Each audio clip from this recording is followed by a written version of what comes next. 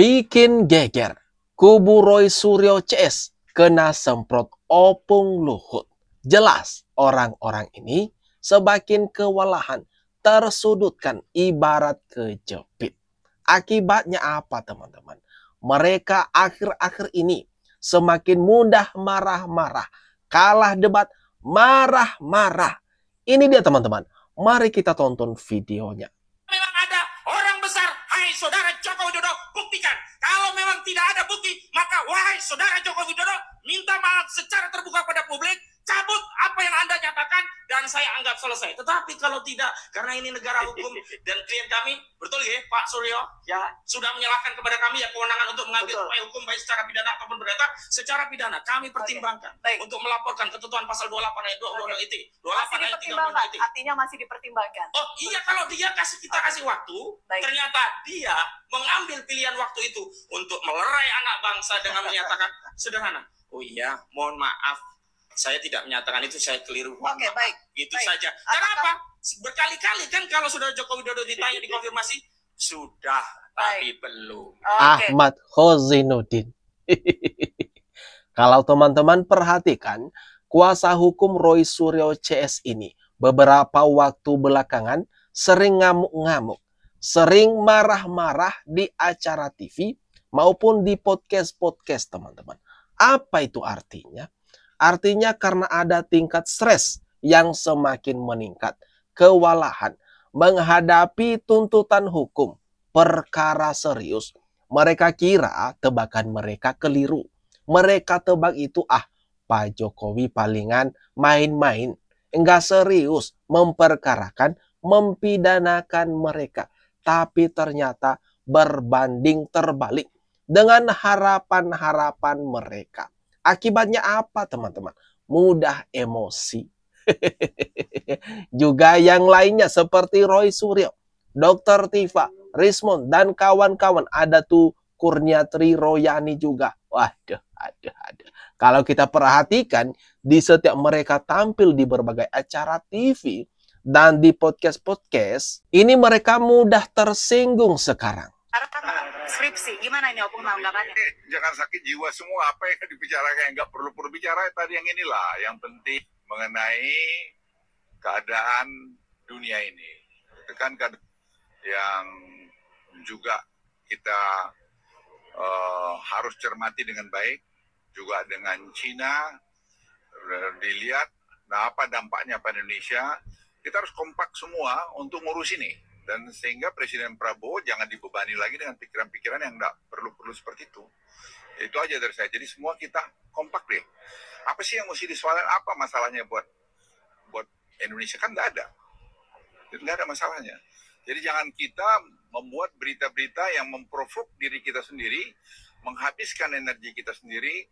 Dan seperti Presiden Prabowo katakan, jangan kita ada proksi dari negara-negara atau orang-orang luar yang membentur-benturkan kita. Untuk apa gitu? Apa sih yang salah? Saya kan saksi sejarah, ada di dalam semua itu. Saya tahu semua itu. Untuk Opung Luhut mengatakan jangan sakit jiwa. Ini gimana nih teman-teman? Menurut kalian pernyataan menohok Opung Luhut ini menanggapi kegaduhan keributan yang diciptakan oleh Roy Suryo CS ini, Rismond dan kawan-kawan ini yang terus menebarkan opini-opini liar terhadap ijazah Pak Jokowi, terhadap skripsi Pak Jokowi, dan banyak hal lainnya lagi. Kemudian ada lagi isu pemakzulan Gibran yang dilakoni oleh Purnawirawan TNI. Akhirnya bikin gaduh, bikin suasana menjadi panas saja. Akhirnya di sini saran dari Opung Luhut, jangan sampailah hal-hal yang tidak perlu ini kemudian membebani Presiden Prabowo dalam menjalankan roda pemerintahan. Dituntut di sana pencemaran nama baik, ke Belanda sana dituntut. Harusnya relawan Jokowi harusnya paling sakit hati kepada Usi Arpi, dilabel pemimpin terkorup nomor 2 atau nomor 3. Itu kan paling menghina itu. Bukan hanya Jokowi yang terhina. Rakyat Indonesia itu terhina sehina-hinanya, serendah-rendahnya. Punya pemimpin yang banyak janji ternyata posisi Arpi melabeli menjadi pemimpin terkorup nomor 2 atau nomor 3. Itu bukti numerik itu. Ya. Silakan kalau dibantah ke Belanda sana. Kurang update. Bahwa itu sudah ditarik berita itu, tahu CCRP itu. Coba cari aja, buka aja di website. Itu kan ada bicara juga dulu di sini dengan Rismond ternyata kurang update. Dan melebarnya sentilan nyinyiran Rismond ini terhadap Pak Jokowi. Bukannya fokus soal permasalahan ijazah yang dituding-tuding sama mereka sebagai ijazah palsu. Tetapi ada saja, muncul saja ide-ide baru, sentilan nyinyiran-nyinyiran baru, serangan terhadap Pak Jokowi. Ini makin melebar kemana-mana. Pembahasan topik daripada Rismond ini mengenai survei OCCRP beberapa waktu yang lalu kan sempat heboh mengenai survei pimpinan terkorup di dunia.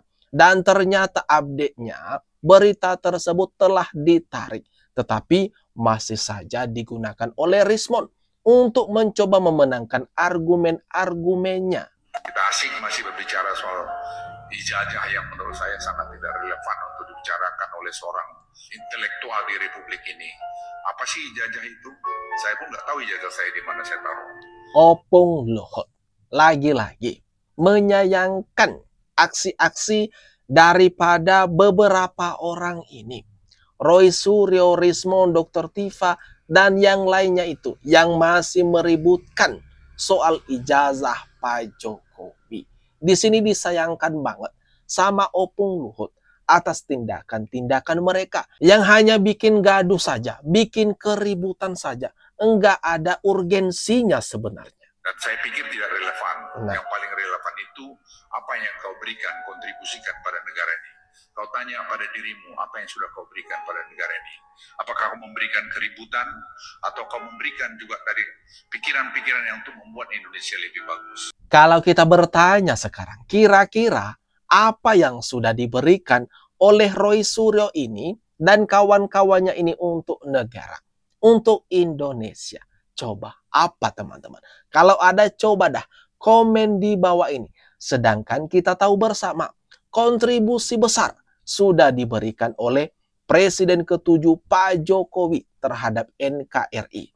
Selama beliau memimpin Indonesia 2 periode 10 tahun, banyak sekali perubahan-perubahan, kebijakan-kebijakan yang sangat menyentuh rakyat. Dibandingkan dengan kubu Roy Suryo CS, apa kontribusi mereka bagi negara ini, teman-teman? yang menyatakan tidak ada kekuatan pembuktian yang dikemukakan oleh pihak pelapor. Salah, keliru, gitu, bahkan manipulatif. Oleh karena itu, kembalikan pemahaman tentang apa yang disebut alat bukti. Dan alat bukti itu sudah dikemukakan di gelar perkara khusus maupun dalam proses-proses pemeriksaan sebelumnya. Keterangan-keterangan yang disampaikan oleh saksi sudah dikemukakan. Semuanya itu ditafsirkan negatif atau dinafikan. Saya kira hal yang sangat mendasar ini kesalahan dari pihak Barreskrim yang menyebabkan bahwa TPUA, ahli, dan mungkin yang lain-lain para aktivis akan bergerak terus gitu. Rizal Fadilah menyalahkan pihak Barreskrim Polri. Tetap ngotot dengan apa yang mereka bawa kemarin ini kan, kekecewaan mereka terhadap bukti-bukti yang mereka kumpulin, entah bukti-bukti valid atau enggak, sehingga pihak penyelidikan atau pihak kepolisian, pihak penyidik waktu itu istilahnya tidak menerima bukti-bukti yang mereka kasih itu, yang mereka sodorkan itu. Tapi mereka protes kemudian. Lah. Kenapa? Kenapa protes? Makanya mencari bukti-bukti yang valid, yang berhubungan langsung. Pembela ulama sesat. Banyak bacot, tidak mencerminkan ulama yang ahli ibadah. Semua harus ikut si tua bangka, maksa diiyakan. Tangkap segera kelompok ini biar aman negeri ini. Gimana teman-teman? Kalau menurut kalian, seperti yang kita tahu kan, orang-orang ini, Rizal Fadilah ini selalu ngotot.